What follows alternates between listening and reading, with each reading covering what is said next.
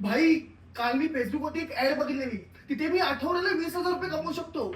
फक्त तुला काय करायचं माहितीये, दलाल स्ट्रीट ट्रेडिंगला सामील व्हायचंय आणि तेही बजाज ब्रोकिंगच्या विश्वासावरती. भाई हे बघ, मी त्यांचा व्हॉट्सअपचा ग्रुप पण जॉईन केलाय. ते तिथे त्यांचं चॅट पण पाठवतात आणि आमच्याकडे ट्रेनिंग पण करून घेतात. आणि बजाज ब्रोकिंगचं नाव असेल ना तर सगळं सेफ असणार आहे. भाई तू कशावरून ठरवलंस की हे ट्रस्टेड आहे म्हणून? तू त्यांना क्रॉस चेक केलंस, त्यांचा फोन नंबर चेक केला, वेबसाईट चेक केलीस का? आणि एवढं सगळं कोण चेक करत बसणार आहे? प्रॉफिट होतोय ना, बस झालं. मी या ऍप वरून 1,00,000 रुपये कमवले. पप्पाला पण सांगतो इथेच ऍप शिफ्ट करा म्हणून. अरे हे काय, लॉग इन करायला होते, ग्रुप कुठे गेला?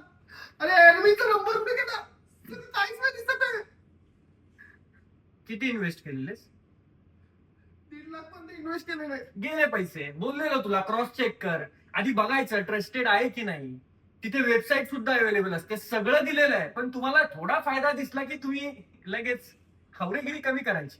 सध्या फ्रॉडर्स बजाज ब्रोकिंग सारख्या रेप्युटेड कंपनीच्या नावावर इन्व्हेस्टमेंट फ्रॉड करत आहे.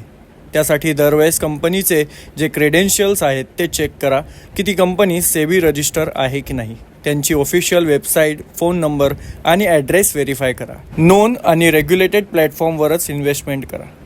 जर कोणती ऑफर खूप चांगली वाटत असेल तर विचार करा, हा स्कॅम तर नाही ना. आणि जर तुमच्यासोबत असा फ्रॉड झाला तर 1930वर कॉल करा.